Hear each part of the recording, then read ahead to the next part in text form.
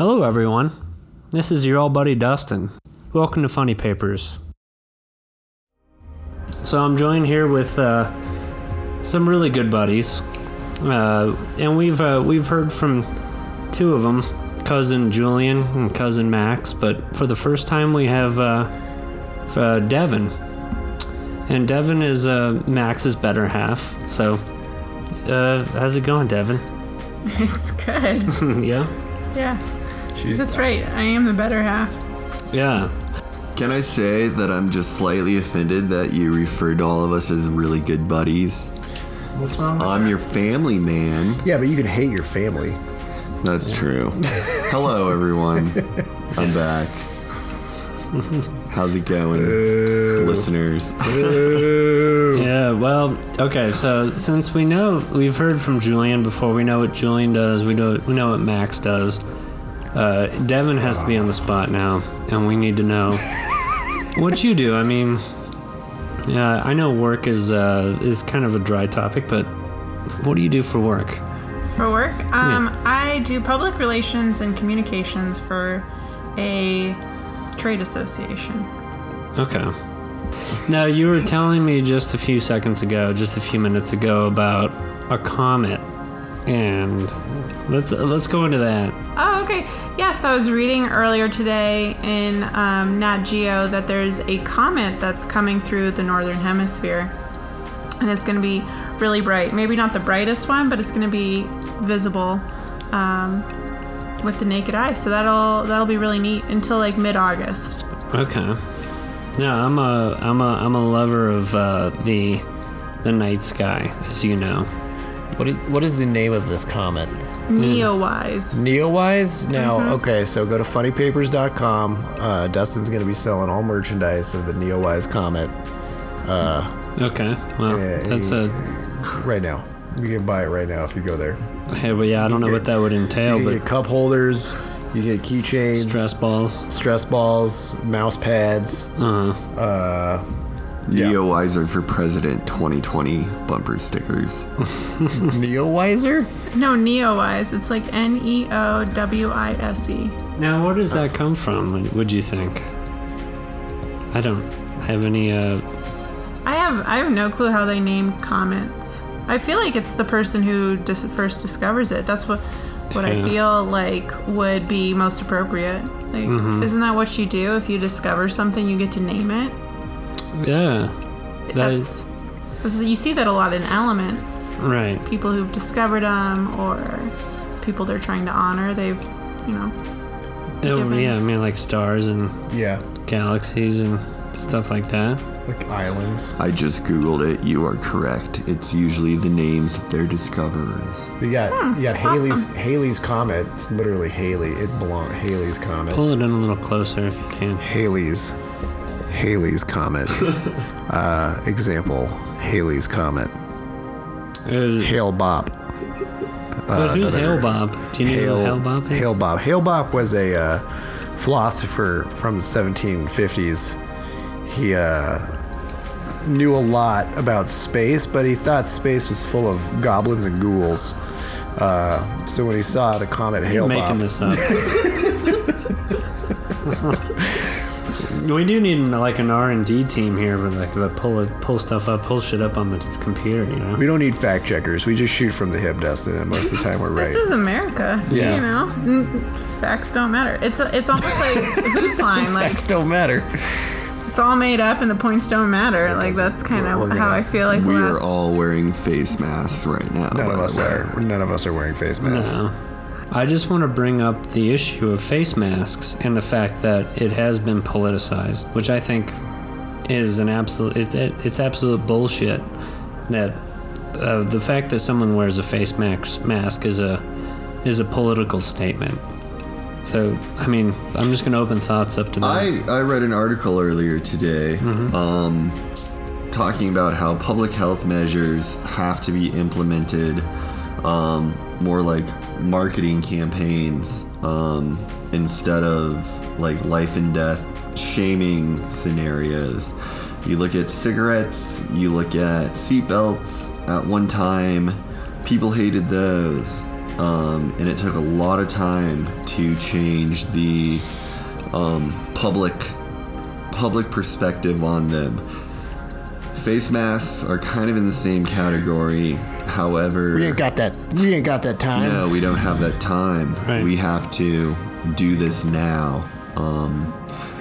And so, I mean, they're a public health tool. They shouldn't be politicized. It should not be politics. But why do you think it?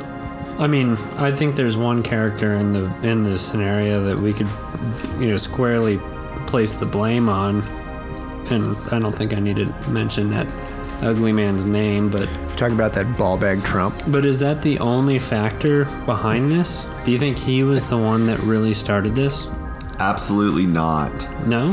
The Republican GOP propaganda machine, Fox News, has been teaching their watchers for years how to not trust public institutions.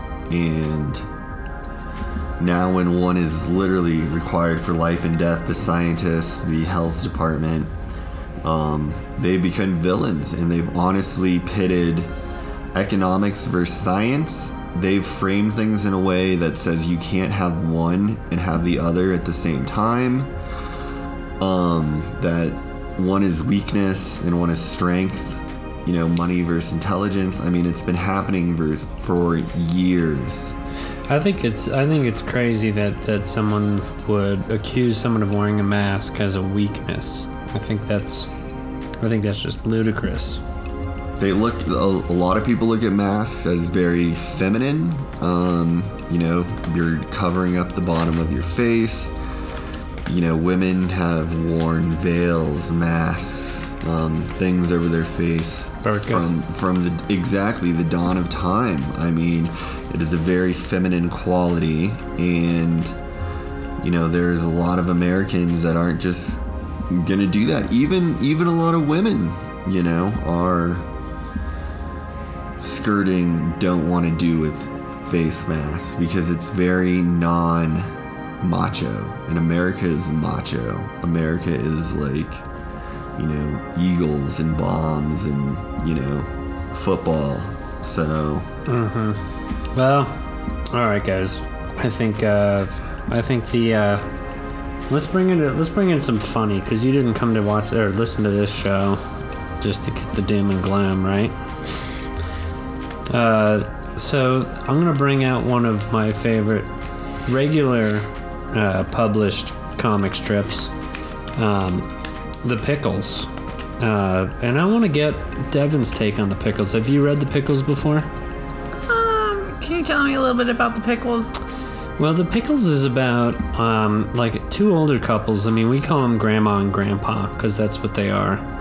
An older couple, Earl and Opal. Yeah, I've read the Pickles. Yeah. You have, yeah. No, it's great. It tugs at the heartstrings, really, because it's just really relatable stuff on every week. Okay, before we get into this, I want to know. Sure. Does your dad, does he read the paper also? Yeah. Is he a paper reader? Well, he's a dad. Yeah. Yeah, he's a dad. How does he read the paper? What's his, how does he go about reading it? He used to buy the paper when, like, the physical paper, like a Yeah. Oh yeah. you yeah. shake it. You gotta shake it. Yeah. Yes, he used to buy, like, we would go, I was, growing up, I was a competitive swimmer, and so we'd go to swim meets all weekend, and it's, if you haven't been to a swim meet for kids, it's just, like, a lot of waiting around, and then you'll swim for, like, 2 minutes, and then, like, you wait around for another few hours. So my dad would come with me, and he would buy, like, a stack of paper, like, every paper that was, like, for sale at the, the local Kangaroo or whatever. Right. And he'd buy all of them and read them cover to cover, like, each day that we were at a swim meet. During the swim meet. During the swim meet, yeah. And then the iPad came around, and he got an iPad, and so now he reads everything on his iPad. Okay. But, like, still big font, like, really big font. Okay. Yeah. Like one letter at a time. Yeah, one letter at a time. Just, like, super big. He recently got into Reddit. Oh, that's bad. Oh, really? That's not a good thing. Well, he'll send stuff It's in our not like. terrible. Well, I mean, I don't know. Reddit's fine. It can just suck your life. Yeah, but it's a good source of news. I mean, Not for news. Not for news. Oh, what's he doing on Reddit? Oh no, he sends like we have this family group chat and he sends like funny videos and stuff. It's mostly like dog videos of like dogs just like eating it, like as they go to. Yeah, he finds like really cute videos of dogs eating it and he sends it to the whole family. Like no context, just like here's a video. Yeah. He wastes a lot of time on Reddit. Yeah, so. I think we all do. Yeah. I'm guilty of that. Oh yeah. Every day. So much time. Yeah. Whatever. All right. So pickles. Pickles. Yeah, I know we all like pickles, right? I love a good pickle. Uh-huh. Nice salty brine. Get a nice crisp cucumber in that salty brine. You pickle anything too. It doesn't have to be a pickle. It could be pickle asparagus, pickle carrots. Max is really weird. You can pickle anything and I'll eat it. I don't know. Well, I don't that's know. not true. I don't I know won't if this eat it. is like a family trait, Dustin. You'll have to tell me. Like both, like I found that Max's family, they're not like super into sweets. Yeah. Except your dad, of Your course. dad is, yeah. Get a sweet Yeah, tooth. but like everyone else isn't really into sweets that much. Mm-hmm.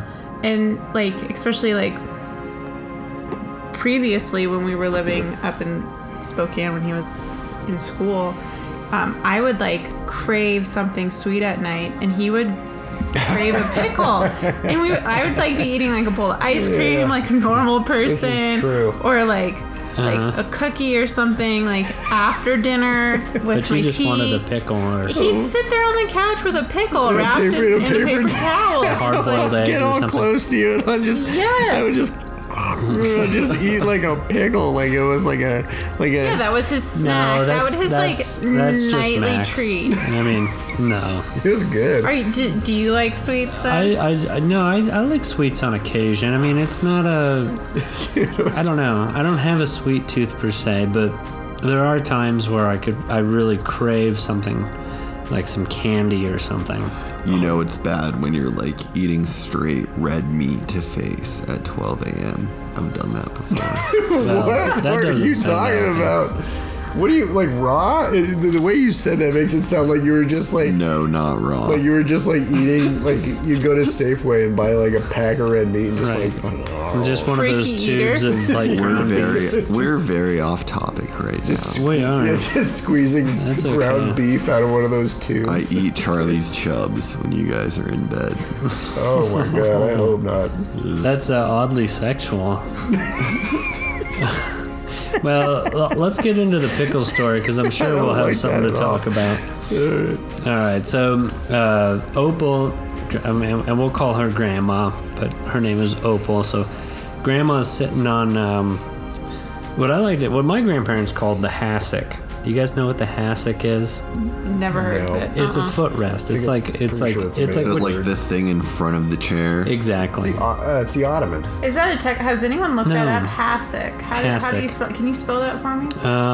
Well, I could be wrong, but I think it's HASSIC. I don't know. Can you give me an origin? No, see, well, I'm just saying that's what my parents or my grandparents called was Okay. the hassock. So it's hassock. Hassock? Hassock. And it's an upholstered footstool or ottoman. Okay, see, I'm right. Yeah. Or a cushion for kneeling at church. So So the hassock. Cool. I was brought up calling it the hassock, but she's okay. So it's the footrest. Yeah, she's sitting on the hassock, and she's got her cat Muffin on her lap, and sitting next to the hassock is Roscoe the dog, and right in front of Grandma is little Nelson. And little Nelson's her grandson with blonde hair, and he's wearing a red t-shirt and blue jeans. And he's looking up at Grandma, and she says, "Muffin loves to be scratched, don't you, Muffy?" And so now she's looking down at Muffy, and she says, "Only in certain places, though." She's scratching Muffin under the, or Muffy under the chin, and he's purring like crazy. And she says, "You love me to scratch under your chin." Nelson's still kind of watching this whole action take place, and so is Roscoe from the ground. He's looking up as Muffy's getting scratched under the chin. And now I guess she stopped scratching because Muffy's jumped off her lap, and now she's scratching Roscoe on the ear, and she's telling Nelson, who's knelt down now in front of Roscoe, who's wagging his tail vigorously. That's a strange word to use, but she's scratching Roscoe, and she says, "And Roscoe loves to be scratched behind the ears."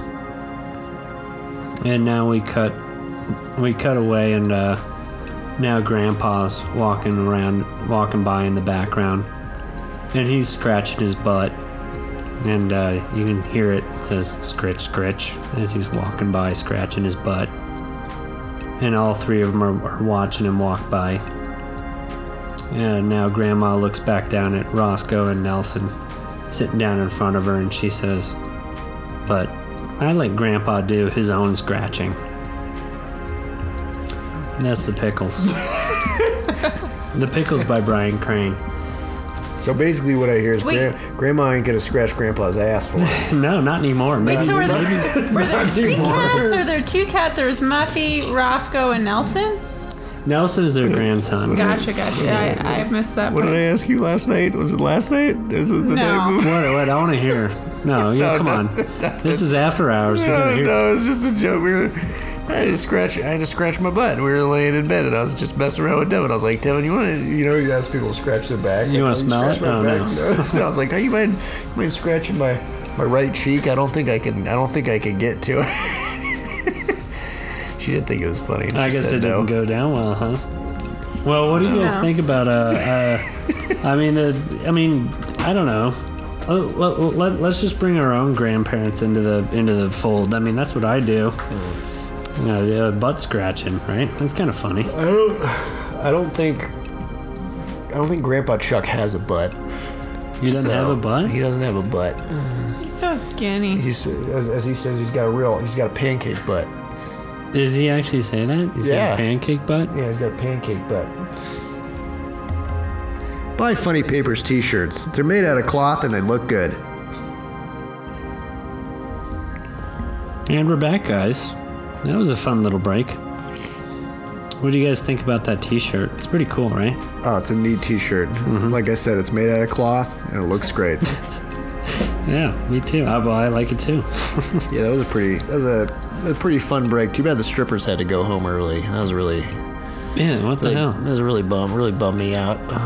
Well, Julian ran out of money, so We were all out of singles. All right. Well, we're gonna jump back with Pearls Before Swine, which I've brought on the show quite a bit. Which Pearls Before Swine kind of goes all over the place, and this one is kind of directly.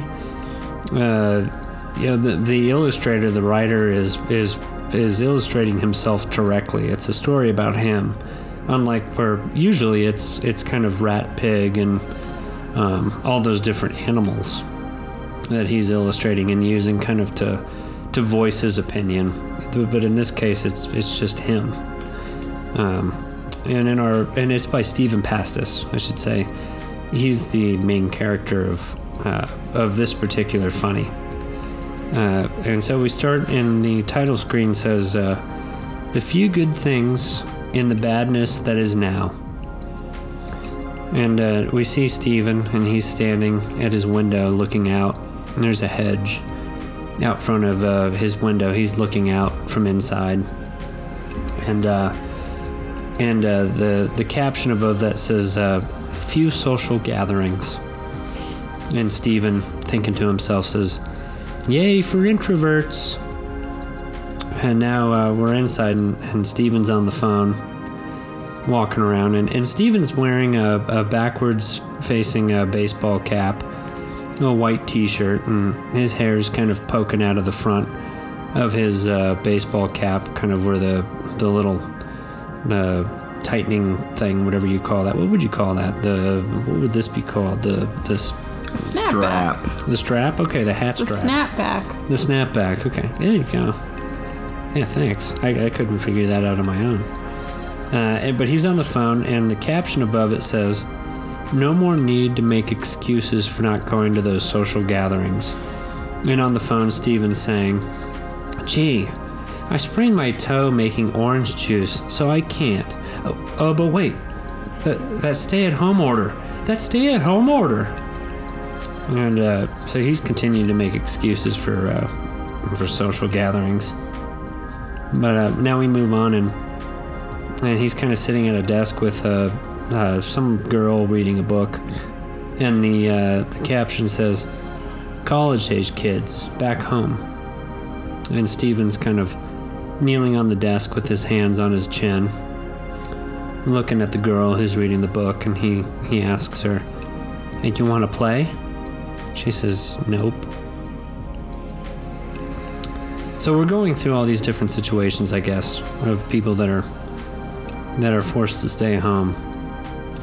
And now on the next one, now the caption, now Steven's gained like what looks like 40 or 50 pounds, and he's grown this huge beard.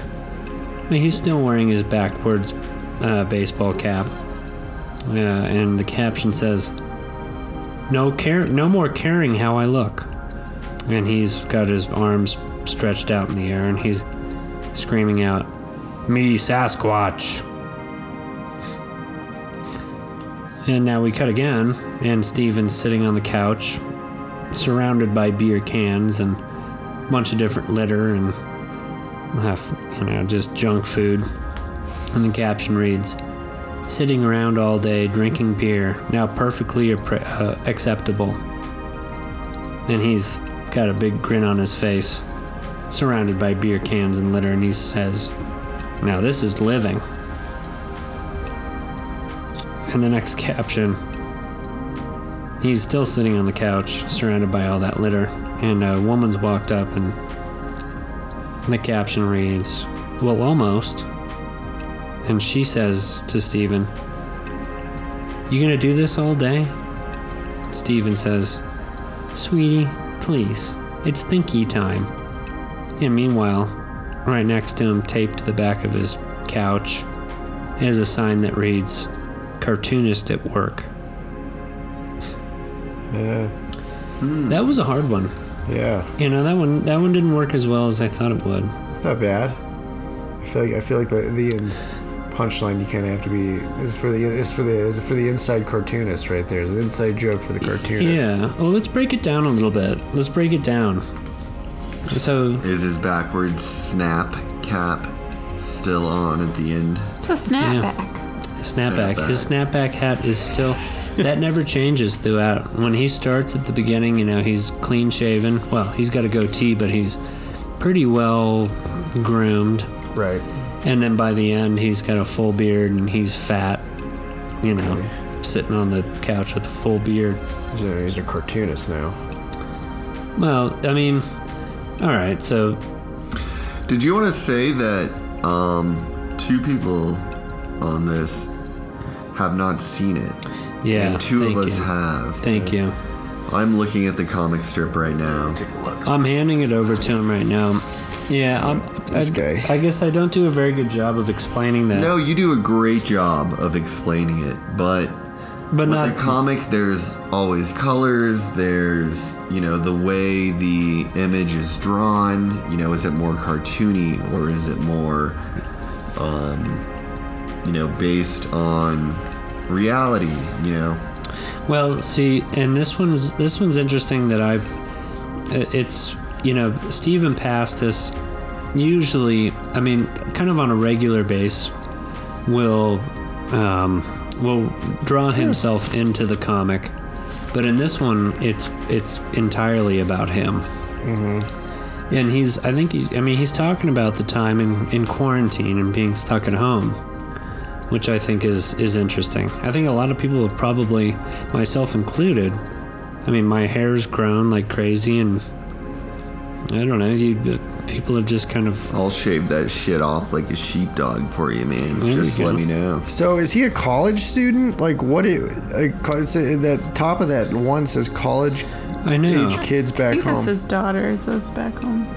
Is his daughter Oh, want to play? yeah. No. Oh, is that his daughter? I You thought he might was be being right. like sexually advancing on this woman. That's what I No, thought. I think it's no. Like, you want to play? Like, that's what I was. It's saying like all the good things that are happening amongst this badness right now, and it's like he doesn't have to go to social gatherings as an introvert. Mm-hmm. His college age kids are back home. He doesn't have to care about how he looks, and he can sit around all day drinking. Which like Okay. out on our walks, we've definitely seen people just like Oh, just getting fucking wasted. yeah, just Like, like I think you got it walking down. with- I didn't read into that maybe that was his daughter. That could be true. Yeah, I feel like there's a lot of good things that have happened during quarantine. I think so too. I mean, Yeah. I think. Well, I mean, on another note, I mean, I think. Well, I heard something that domestic violence is unfortunately up, which is kind of something to expect, but. Yeah, that's But we'll forget about that. And I mean, the good is always. Let's look at the good. yeah. Let's look at the good. Yeah. Yeah. I'm going with that. That's just a co-ed he's hitting on. See, when I when I look at this, That's what you're gonna go with? That's what I'm going with. It's a co-ed. Are you sure? Are you sure about that? Yes. Sure. when I look at this closer, it's him, the author, inserting himself just into 6 different situations. Just different people. It's like random. Yeah, it's great. I like it. I was looking at it more of a linear way, like a guy going through quarantine, but I guess I'm dumb. I can't read comics very well. Well, it can be challenging. And I think that's that's what's so beautiful about comics is that it's not just like literary, it's also art, and so there is room for interpretation. yeah. Well, and what I love about it is that these artists, you know, they have an outlet right here that's published, and you know, if they have any politics in what they publish, they can put it there, and it's a beautiful way to do it. I feel like I've always loved comic strips because, and you know what's interesting about what's happened right now is that it's just now starting to creep its way into the comic strips. I haven't read a few, which I will coming up. What's starting to creep its way into the comic? Well, for example, and I'm going to read one on an upcoming episode, so stay tuned, everybody. Dilbert, which is a comic strip about a guy that works in an office. Just recently, in every one of their comic strips, they're wearing a face mask now, which I think is interesting. That they've changed kind of the way that's. You know, I think that's a great way to promote public health to people who aren't necessarily online or going digital. There's a lot of people in this country who still rely on the newspaper for their information and still who enjoy the funnies, and having that sort of fantastic public health message kind of ingrained or embedded in the comics, Well, I think is a great way to get it out to a lot of people. And I mean, have you guys seen many political cartoons lately? Political cartoons used to be like a big thing back in the day, and I don't think political cartoons are really used anymore. I mean, maybe memes have taken the place of political cartoons. I think I've seen like I actually looked at ironically like a bunch today. Really? Yeah, like New York current? Times kind of like The New Yorker. Yeah, the New Yorker. Like Okay. A lot of those are really politically charged. They're always just one frame. Right, that's how political cartoons You would are. actually probably love this, Dustin.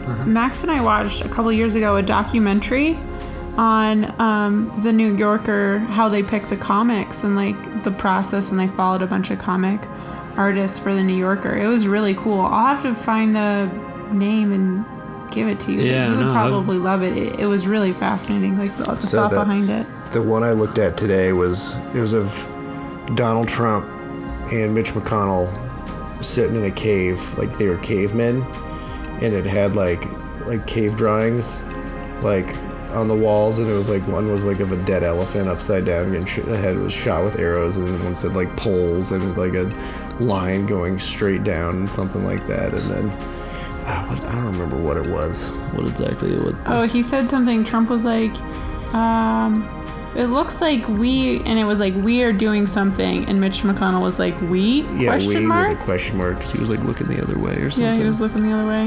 Yeah. Huh. Well, Political comics, I think you might have to seek them out a little more. They're like not as full frontal as the Sunday funnies, yeah. well, And everyone likes full frontal, right? well, the you gotta shake the glass. Well, and one of the main I keep reasons. hitting the spring. You gotta get one of those soundboards. It's like Oh, I know. I've been thinking Maybe about full that. frontal wasn't the right word. It was like syndicated. That was what it was. Okay. Well, and you know, I don't know. Just it's funny. I've said it a lot, and this concept for a show, this after hours show is a new idea. So we'll see where it goes. I mean, generally, I don't bring any politics or any kind of anything onto the show. That's why I think I've only mentioned political cartoons once, and it was just kind of in passing.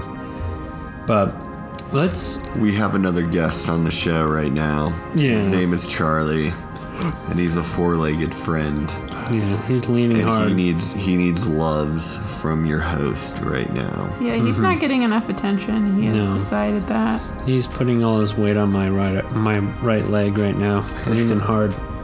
But let's move on. To the show, the comic that just warms my heart. And if I'm ever feeling down anytime, I'll pull out this book. And actually, I have the full volume of them. But it's Calvin and Hobbes, and it's just such a heartwarming tale of a little boy and his buddy Tiger, or Hobbes the Tiger. One of my favorites too, my friend. Yeah. Well, and I before we started rolling tape, which we don't roll tape anymore, I guess we just hit record. I had Devon choose this one, which I think it was a great choice. Why did you? Without revealing what happened, why did you choose this one? Just out of curiosity. It just really spoke to me. I often feel this way about certain things. Yeah. Like, I can't give too much away, but Yeah. I often feel like, okay, like, Yeah. is this correct? Yeah. But I love the choice, because like a lot of times there would be a whole series of a Calvin and Hobbes like full page comic where they have a full conversation while they're barreling down a hill on a wagon, which is like, I think it's great. I mean, there's tons of them. Like the fact that Bill Watterson's able to fill so much time with them just barreling down a hill on a little red wagon. What are those called? Red Flyers? Yeah. Yeah. That's why I think it was a great choice. Speaking of Bill Waters, you haven't gotten that cease and desist letter Not yet, have yet. you? Not Yeah, yet. Fantastic. I'll wait to see. I mean, all 15 listeners of this show. I don't think if Bill Watterson was one of those listeners, I'd be Yeah. I'd be honored. Yeah. And if you are a listener, don't be a fucking snitch. No. Yeah. Tell them. We're not making any money anyway. I know. So, Calvin and Hobbes by Bill Watterson, and I think it's the undisputed favorite for everybody. So we start with Hobbes, who's running behind Calvin, who's riding in the red flyer, red wagon, and Calvin, holding onto the handle, is screaming back, "Faster, faster!" And now we've gotten to a full speed, and Hobbes is starting to jump into the wagon, and he says, "The turbo is pooped." Calvin, "Now that's okay. Gravity just kicked in." And now they're barreling down the mountain, and Calvin is looking back at Hobbes, and he asks Hobbes, "You ever notice how decisions make chain reactions?" And Hobbes says, "How so?"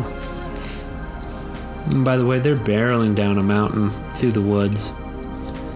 And Calvin, still speaking back to Hobbes, inquisitively says, "Well, each decision we make determines the range of choices we'll face next."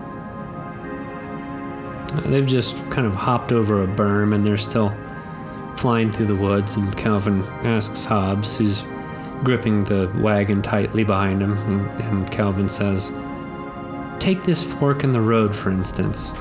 Which way should we go? Arbitrarily, I choose left." And now they're really speeding along. Calvin's hair and Hobbes's fur is just flying back behind him. Calvin, looking back, says, "Now, as a direct result of that decision, we're faced with another choice. Should we jump this ledge or ride alongside of it?" They're still going along, still cruising, and it looks like they're coming up on a kind of a precipice, a cliff up ahead. And Hobbes is looking back a little nervously, but Calvin goes on with his thoughts, and he says, "If we hadn't turned left at the fork, this new choice would never have come up." And now they've flown off that cliff, that precipice. They're flying way up in the air, and Hobbes is still looking down at the abyss below nervously, and he says, "I know with some dismay you've chosen to jump the ledge." And Calvin says, "Right. And that decision will give us new choices." Now it seems that they're kind of toppling. They've come out of the wagon, and they're starting to spin. And Hobbes, and they look surprisingly calm for the situation, but Hobbes looks down, and he's saying, like, "Should we bail out or die in the landing?" And Calvin quickly replies, "Exactly. Our first decision created a chain reaction of decisions. Let's jump." And now we see them both. They've landed down in the stream, and they're both kind of grimacing. They're laying in the cold stream, and Calvin says, "See? If you don't make each decision carefully, you never know where you'll end up. That's an important lesson we should learn sometime." And Hobbes says, "I wish we could talk about these things without the visual aids." Yeah. It's Calvin and Hobbes.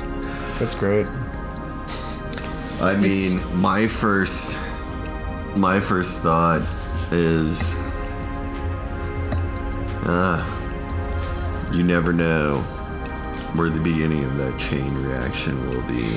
Yeah, sometimes you don't know, like, when something small could be a big decision down the road. It could be the precipice for something big. Yeah. Your whole life is kind of the beginning of that chain reaction, right? So, yeah, that reminds me of class. I took philosophy, like one intro to philosophy class in college, and one of the ideas is like that kind of reminded me of it, is that there's no such thing as free will.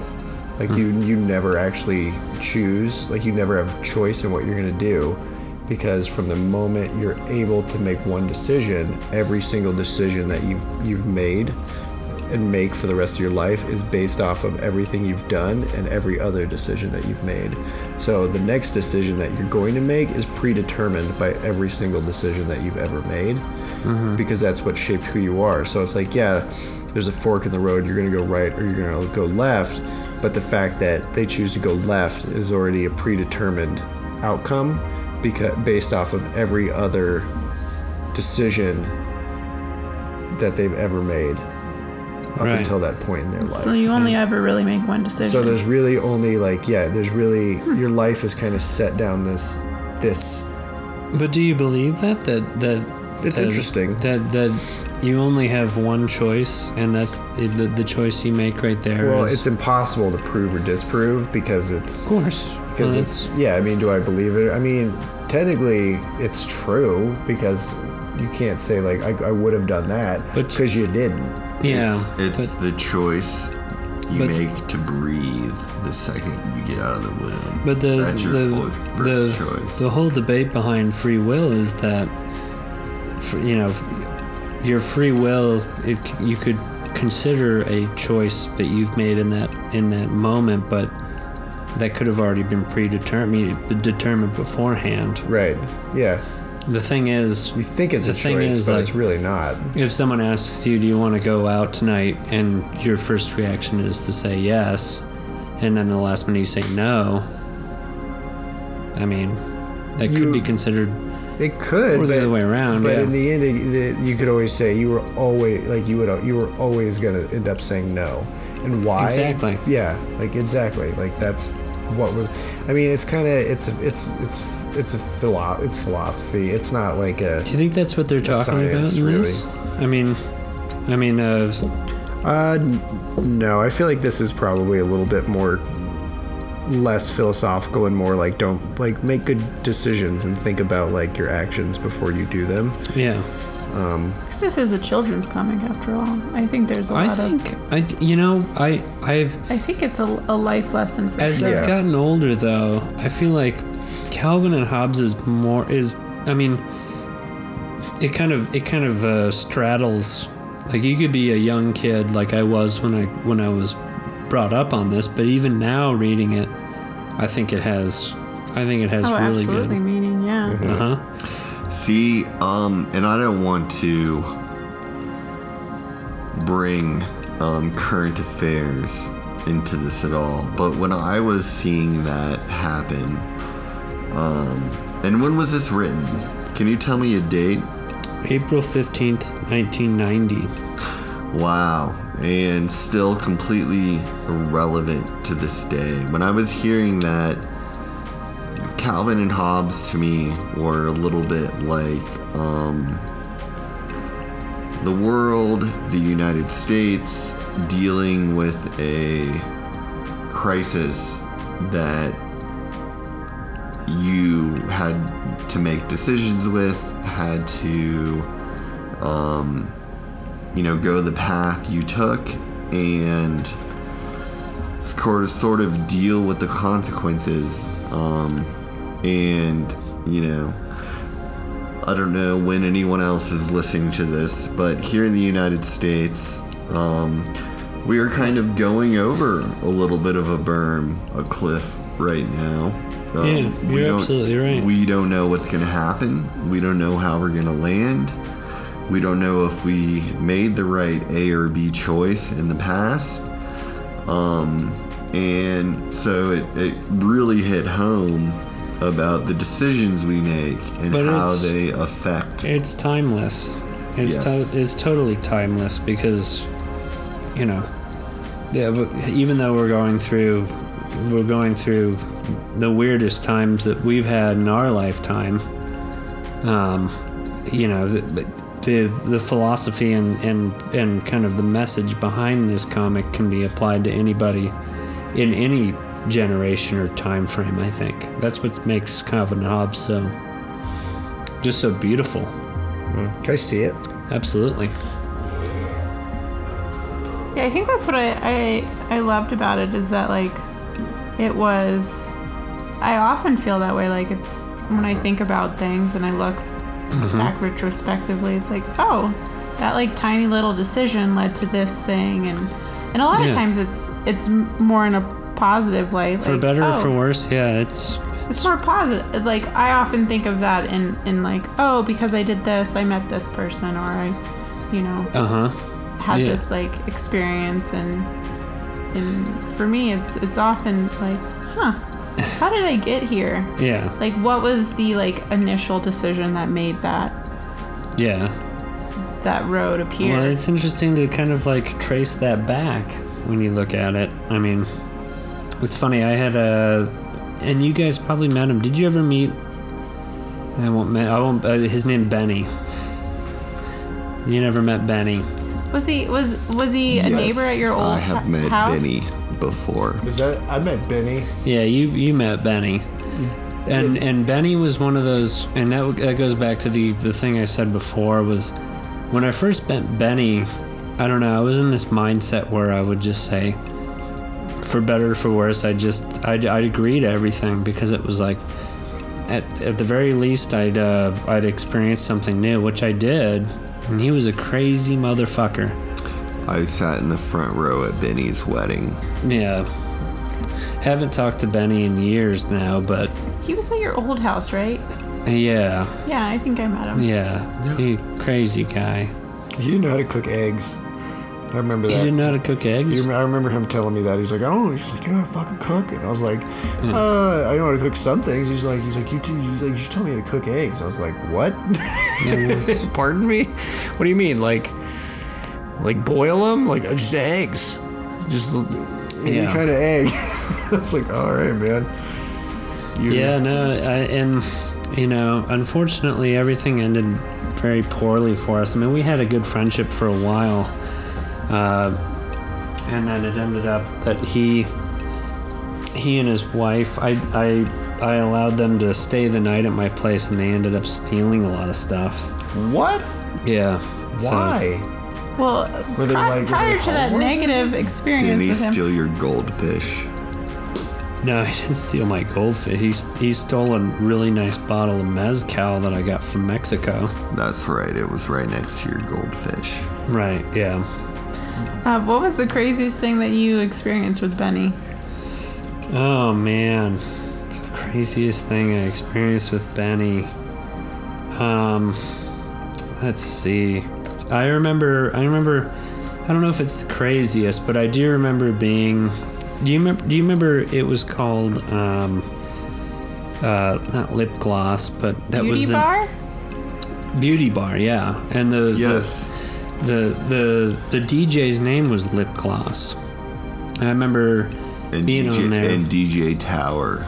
Yeah. Oh, wait, just for some context, this was an amazing bar that used to be here in... I know, yeah. And it had a beauty salon in the front, and then it was a bar and a nightclub in the back. Mm-hmm. And it had glitter on the walls. It was absolutely fabulous. So it was Beauty Bar, and the night was called Lip Gloss night. Okay. So that is when it was kind of like retro 80s, sort of early 80s, 90s, like mixed DJ sort of thing. Mm-hmm. So Lip Gloss night at Beauty Bar with DJ Tower.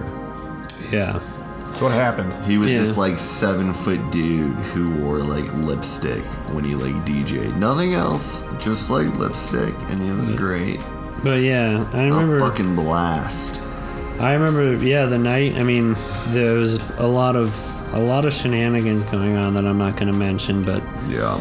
Drinking, obviously, but I remember we were in the middle of the dance floor, and... Benny was actually a really good dancer. Like, he actually could cut a rug and actually look good doing it, not just flailing around like I do. But there was a moment where he came up to me and he said, "I'm just gonna put my arms on your shoulders, and I'm gonna do a flip," which he did. And at this point, Benny had already cleared the floor. Everyone was kind of, created that circle around her in the dance floor.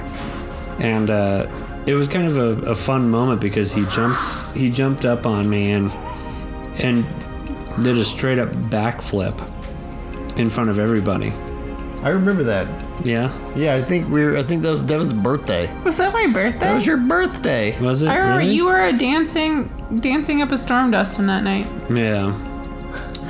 I mean, I guess I feel like I look good dancing when I'm drunk, but You look good. You're a good dancer. You're taking care of business out there. thank you. Yeah. That was a fun place. Yeah, that was a fun place. Yeah. Yeah, you could get your nails done. It smelled like hairspray. Yeah. Yeah. It was a great concept. I'm yeah. sweating my balls off in there though. Just like that's my problem when you ever go to places like that and you're drinking and you're dancing and you got like a nice shirt on, but I'm just like I sweat so much, and then you sweat through your shirt. You're just disgusting. Yeah. You're just a disgusting sweaty mess. And I'm like, well, At least I'm here with Devon, you know. She doesn't care how disgusting I am. You're really painting this beautiful picture of yourself. No, It's yeah. true. It's like you go to am I wrong? Am I wrong? You go like No, dancing. you are a sweaty mess all the time, though. Thank you. Yeah. See, Let's take a quick break. Benny. And we're back once again, my friends. Thanks for coming into Funny Papers late night. I'm here with Charlie. I don't know if Charlie's gonna make any noise. Can you make Charlie make any noise? How do you do that? Ooh, there he is. Oh shit! He's gonna fucking wreck all the cords. Oh no! Whoa! Yeah. There Who he is goes. it? Who is it? We got a little. All right. We got a woof out of him anyway. We got a wolf. He said hi. Come here, bud. Okay. Come here. It's okay. No one. You guys are gonna have to open the door now. Show them that no okay. one's there. Come here. Come here, Charlie. Goober. Come here. Yeah, you're a good boy. Yeah, he That's is a good. good boy. Well, if he had a voice, he'd be on right now. He'd just be like, guys, I really enjoy the chubs and the ice cream. He'd sound so stupid. I think right now he would be talking about all the fireworks that continue to go off. Right now, he'd be saying, "Fuck you, Julian. I'm not gonna sound like an idiot. Yeah.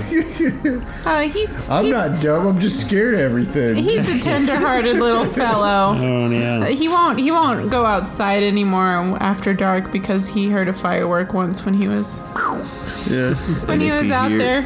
If he hears a skateboard, God help everyone. Mainly just him. Yeah, poor guy's terrified of skateboards. He's so scared. That'll tell us. Dustin has been enjoying it with me. Yeah, I bet too. All right, y'all. Well, you know what? The segue is a funny thing.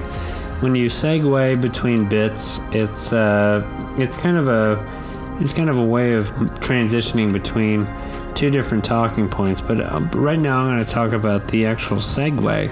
Now, the Segway is, as you know, it's a two-wheeled device that it relies on a gyroscope for you to go, forward, backwards, wherever you're going.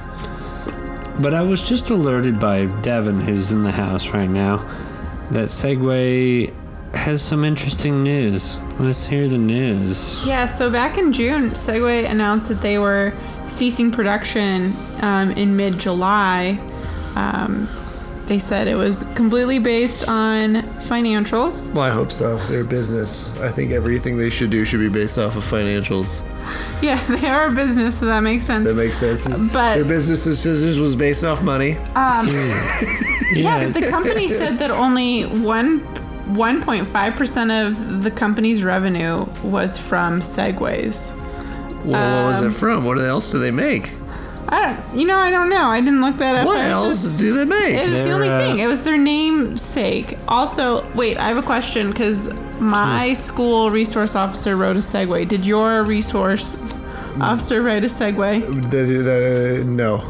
Okay. They had a cop car. Have you guys ever? They could barely walk themselves. Has anybody here actually ridden a Segway? Because No. I never have. Seems like a death No. trap. I never have either. Which is funny. Okay, so it's not funny, but it's interesting that you said that because the guy that owned Segway, he died riding a Segway. Did he drive it off a cliff? No Yeah, he way. did drive it off a No, cliff. that's bullshit. No, That's an urban legend. No. I've No, always heard that. You guys shut the fuck up. Read what it says. Okay, I will. Yeah, okay. we're looking it up now. Dude came in. Jimmy Hendelson. Jimmy Hendelson. Wait, Jimmy Hendelson. I've got Dean Kamen. Is it the wrong? There's a couple people. No, it's Jimmy Hendelson. All right. Okay. He died on a Wikipedia Segway? death. On the morning of 26 September 2010, Hendelson was killed when he fell from a cliff footpath into the River Wharfe at the village of Thorpe Arch near Boston Spa. A Segway vehicle was found near him. The Sounds like West fake news. Yorkshire Shut the fuck up. No, I'm just. coroner concluded that Hendelson had died accidentally and that he probably got into difficulty when he reversed his vehicle to allow a man walking his dog to pass. Well, I'm on Wikipedia right now, which is the. That's where we're reading this from. Yeah. Well, all right. Well, it says Ninbot Inc., a Beijing-based transportation robotics startup rival, acquired Segway. Okay, there we go. Acquired Segway. So the guy that owns it now is different. Okay. I was like, did he die? Is there a Segway curse? Okay. Kind of like the Glee curse. Oh yeah. That what's Yeah, so I guess just like previously, like he'd only bought Segway like a year before. Huh. Well, you know what? Are we getting to a Segway? well, I mean, we were just This talking was about the Segway. curses. I mean, is this a curse You of brought- Segway? Well, you brought up cursive. You know what I do find funny I love Sure. the sound effects. Yeah. is superstitions. Uh-huh. Oh, I love Yeah. superstitions. I find superstitions so interesting and funny, and just some like context for that. I did not grow up superstitious or playing a sport that was superstitious, but I met Max, who was a baseball player, and there's like a ton of superstition around baseball. And I found myself over the years like becoming more superstitious. Like Max has a lot of superstitions. yeah, like knocking on wood, like making sure you knock on like real wood.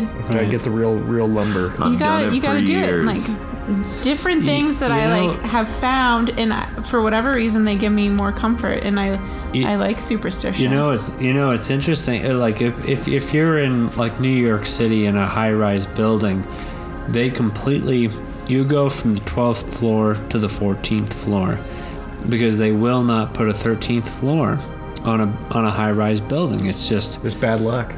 Can't people do it. are just afraid of it. Yeah. So And riddle a lot me of this. times, like if there's a 13th, like the technical 13th floor on a high rise, a lot of those buildings will put their mechanicals on the 13th floor, like say their heating system, their boilers and all that, because a business doesn't want to rent out the 13th floor. that was going to be my question. So what do they do with the actual 13th floor? Do Yeah. they just build an empty floor? Well, it's Do a they lot of make it times half? empty. Technically, It's- couldn't you just name it the 14th floor? Or Well, and I think a lot of people do yeah, that. they They'll just like they'll skip it. they'll just skip it. But I mean, right. technically, it is 13. They just decide not to label it. Right. Yeah, at what so point- at do what point is people it bad actually luck? skip the floor, or do they Well- just skip the naming Well, of it? so at what point is the 13th floor bad luck, or is just the naming it bad luck? It's just it's just the superstition. connotation of Just the 13th superstition, yeah. floor. So what was the biggest superstition or weirdest superstition you saw while playing ball? Playing Yeah. baseball? Oh, I don't know. There are a lot of. It's mainly routines. People had a lot of routines. Yeah. You know, they had to like. You gotta They had to you like. gotta So one's really good. Todd Helton had some really good superstitions. Todd Helton, so he would drink a Red Bull. If for his first at bat of every game, he would drink a Red Bull. Where are you going? No, I'll be right Oh, good. He would drink a Red Bull And if he got a hit that at bat, he would literally drink a Red Bull every inning for the rest of the game. Like one Red Bull for every inning. For every inning. Yeah. Oh, how are his organs? That's what I've heard. doing? I've heard that. God. That's what I've heard. So yeah. Well, I mean, I you see people come at bat and they'll unzip's the wrong word, but they'll unvelcro, unstrap, right, and they'll do that for every time. And they'll smack their cleat with their bat. I mean, I've heard a lot of things about ball players. It gets even weirder, like off the field. You know, they have to sleep on, a certain side of the bed. Every night.